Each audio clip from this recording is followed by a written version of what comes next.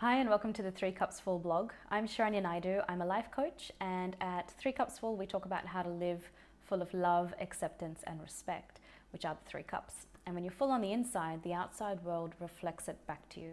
We also talk about our inner voice and how to follow the guidance of our inner voice to allow the path of our soul to unfold before us, rather than trying to control our life from the viewpoint of our mind.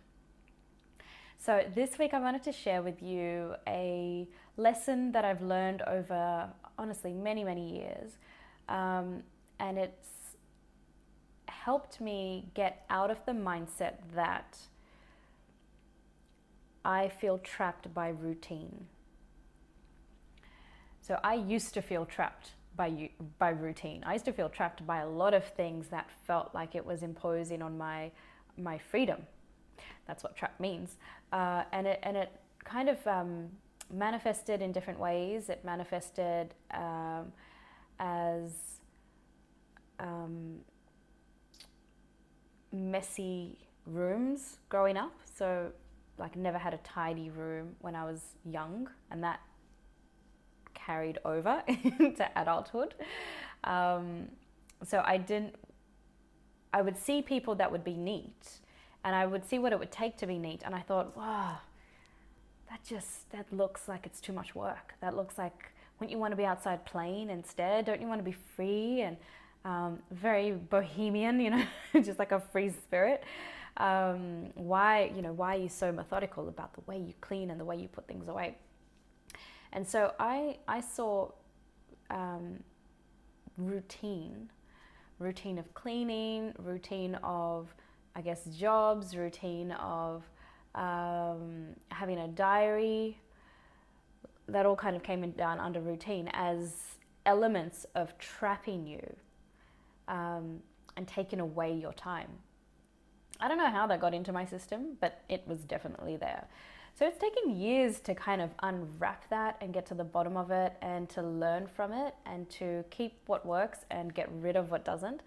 And I wanted to share with you two things that helped me get out of that thinking pattern of I feel trapped by routine. Actually, there's three things. The first came many years later, and it was replace the word routine with rhythm. And I was like, whoa, that feels really good. Like, I like that feminine angle. Routine feels very masculine and too structured, but rhythm feels organic, and it feels like movement, and it feels like harmony. It feels different. It feels like body. It doesn't feel like mind. Routine feels like mind. So when I replaced the word routine with rhythm, I almost opened a door in my brain that allowed me to do things in a different rhythm in my day, in my week. And it started off with simply doing a little bit of stretching in the morning, doing a little bit of cleaning. So I would hate doing dishes. Oh my gosh, I would hate doing dishes. They would pile up, they would just sit on the counter. If someone was coming over, they'd get done in 5 minutes, but oh my gosh, they would just pile up, and it would just look terrible. And I would just take my time in getting it done. So washing dishes became, my inner voice said it to me one day. It said, I remember sitting there on the couch, and I was looking at the dishes, and there were pots I just cooked. It was so huge, the task, this whole bench top full of dishes. And I was looking at it, and I had nothing to do that evening. Like, there was nothing that I needed to do that evening. It was not like I was rushing to some engagement or whatever. Free time, completely free time. And every time I looked at those dishes, I felt so tired. I was just like, I'm just tired looking at you guys. I'm not even going to get up and come over there. And then something inside just said, just get up and wash the cups. Just get up and wash the cups. I was like, I can do that. So I just did, followed my inner voice. And I got up, and the cups are all over the place. And I just gathered all of the cups and put them in one area, and I just washed them. And after I washed them, I thought, oh, I'll just wash the side plates. And I got them all together, and then I just washed them all. And you wouldn't believe it, or maybe you would if you know how good it feels to get things done. I had the dishes done in like less than 8 minutes. Like less than 8 minutes, they were done. I just systematically did them. And this massive giant task was broken down, and it just got simplified of I can do this bit. Well, that's done. I might as well just do this bit. And eventually it got done. So it was so funny when I finished it and I sat back down and I was talking to myself and I was like, you literally wasted 2, maybe more hours of your life thinking about how much you're going to hate doing the dishes. And it literally just was 8 minutes of your life. Like you just got it done like that. This thing that just seems so gigantic in your brain got done so quickly. Like in my brain, I was thinking, I'm going to have to soak the pots. I'm going to have to, it just was all of these things that were really overwhelming and I didn't even know where to start. And my inner voice just started it off for me. So just get up and wash the cups. And starting was the key to getting everything else done. Just a mundane task of washing dishes. So this changed things for me because I did the dishes like that every time after that. I would just separate everything and then wash them one by one. This was around the time that the universe was helping me love systems, because I said to the universe, I said, help me love systems, because not loving systems is really messing with my life right now. So the dishes were one thing.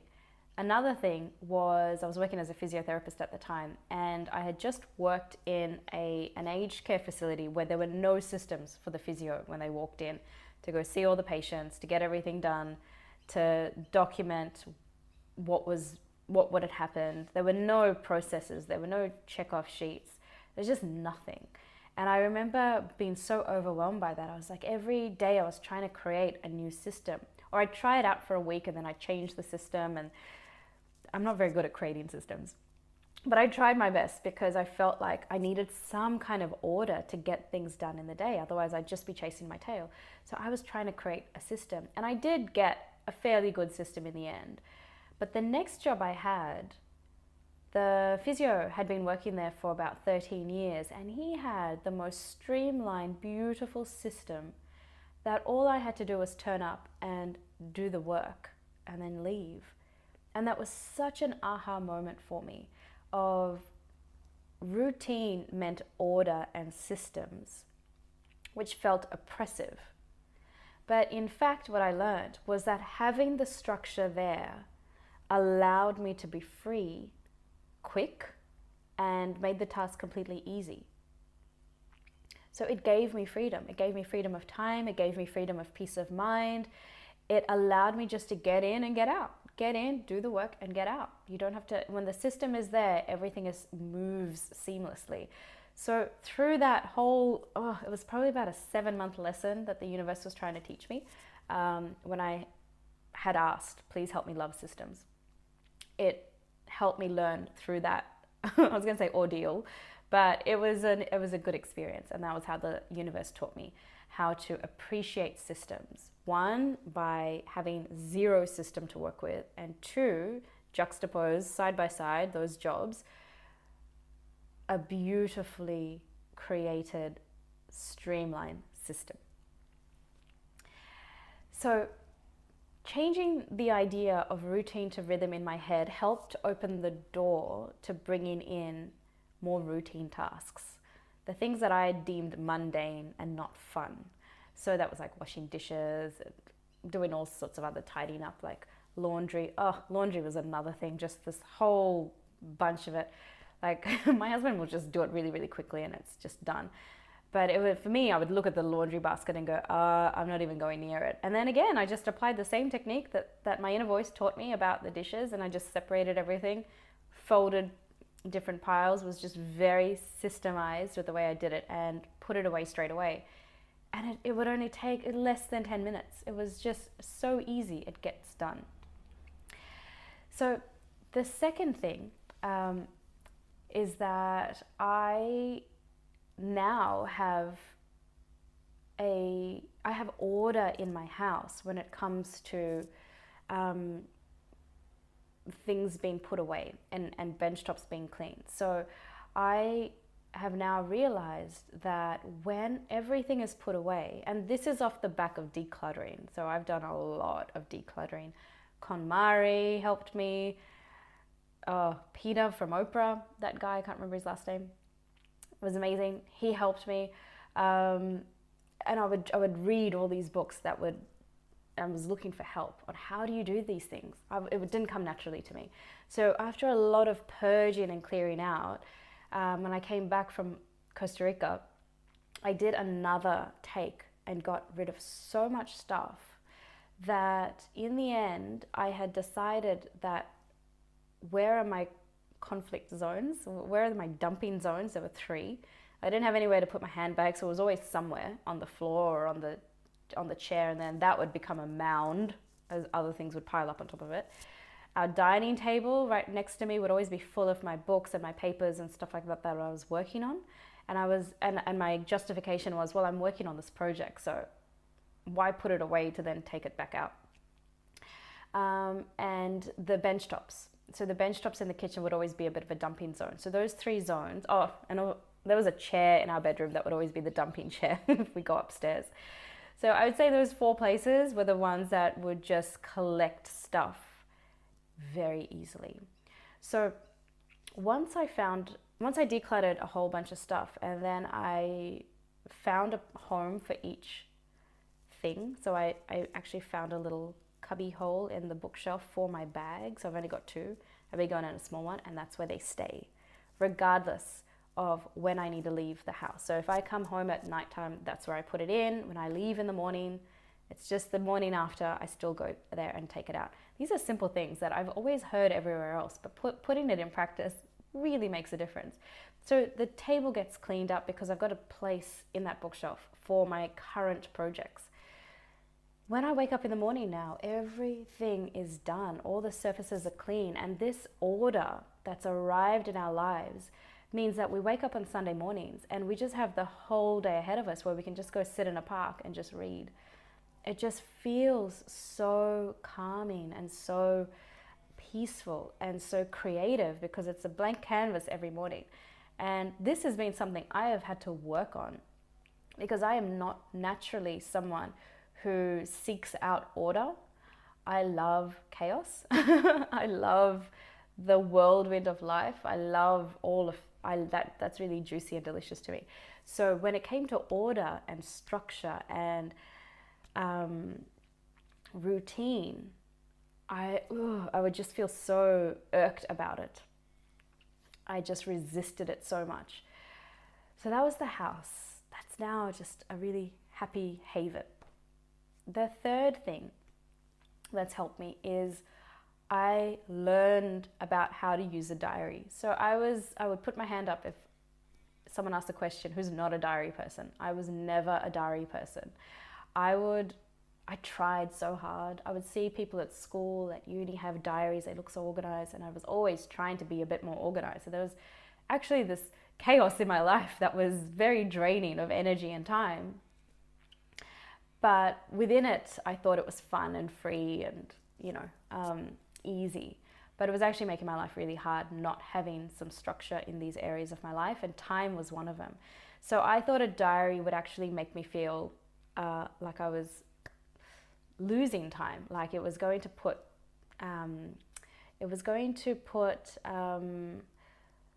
markers on my time that I wouldn't be able to get back. It was a strange thing that was going on in my head, that having a diary and seeing what I needed to do would actually make me feel like I didn't have enough time in the week.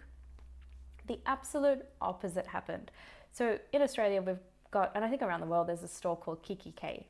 It's a stationery shop, but it really helps people plan their lives, and they do workshops. So I went to a workshop when I realized I need to sort out time management. I need to sort this out. I need to get some structure and rhythm when it comes to time. So I went and I did this workshop, and they taught you how to put together diaries and planners, and there were so many different options. It was quite overwhelming, but they were really great at just not making you feel too overwhelmed and keeping the process very exciting. What I learned was that if the diary matches my brain, I will use it. And that was a huge aha moment, because prior to that, I'd always tried to learn from someone who did it really well and do it their way, and try to just model off them. I didn't adapt it to my own brain. So this shop really changed everything for me. It really taught me how to figure out what's going on in my brain and what I need in a diary, and then give it to myself. Once everything's plugged into my diary, it's like I have so much time. The opposite of what I actually feared was going to happen happened. I never felt trapped again about time. I never felt like I don't have enough time in the week. Having everything written out was so liberating that I just saw how much time in a day I really had. And I've not missed appointments. I've not been late. My time is now so much more structured and free. So changing routine to rhythm really helped me. My house, decluttering my house, and then having a place for everything, a house for everything, helps create order in my house, and also a finish point for each room. So the kitchen has a finished point where everything's away, the countertops are clean, the dishes are either washed or in the sink, there's nothing on the stove, the floors are clean. So there's an end result in my head. Before, I would just, there was no picture of what it would look like when it was complete. So it was always just in a process of trying to be neat. The tabletop has just got a little rose jewelry box on it, and that's it. There's nothing else on the table. That's the complete picture for it. The lounge room's got a complete picture with the pillows and the throws and everything like that. So every night, that's what we get to, and then in the morning we wake up to that. So liberating, because you wake up and then you just have a blank canvas for the day. And it has given me so much freedom of time back by having that order and that rhythm in the way I do, the way I keep my house. And thirdly, the diary for my time management has just been revolutionary. So they explained in the shop that there are two types of people when it comes to diaries. One, someone who just needs the basic dates and times and appointments, and they're just going to use it for times and appointments. Black cover, blue cover, really thin, nothing fancy, very slim, sleek. Then there are the second type of people who need to open the diary and be hit in the face with butterflies and inspiration. That's me. So the first diary I got that I really used, there was a quote on almost every page, and there were butterflies, and it was just this big planner that had stickers and all sorts of things on it.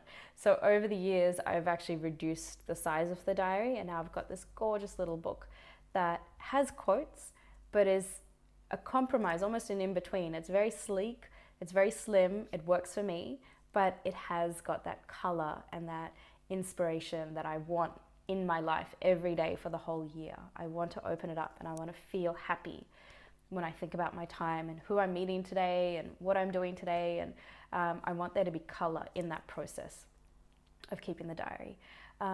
So these are the three ways that I got out of that thinking of having a routine makes me feel trapped. And I hope that was useful, because I think the power of small is something so profound that when we put it into practice, our lives are totally transformed. So I'm a very conceptual, visionary kind of a thinker. My mind is always here. And so the everyday I always thought was very mundane, and I just didn't want to do it. But what I've learned in my working with clients as well, is that the more structure I have in the way my mind works, the more power my intuition has to play. So the greater the container of structure around the way I work and the way my mind operates, the greater the power of my intuition. Phenomenal. And that is really the yin yang, the Shiva Shakti balance. They work in harmony together. Too much of one or too much of the other can sometimes leave other areas of our life really underdeveloped. And so on a grand scale, the more structure you have in your life, the more play can come into your life. The capacity for play increases because everything has an order.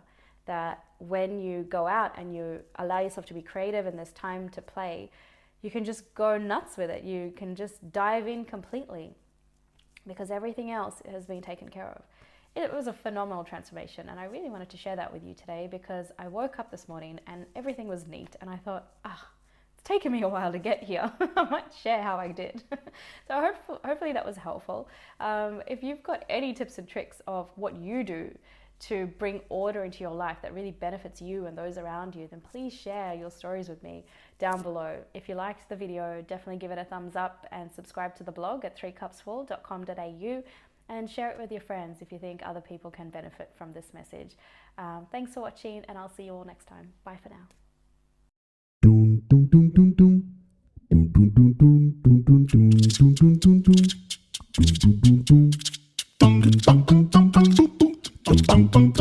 bum bum bum.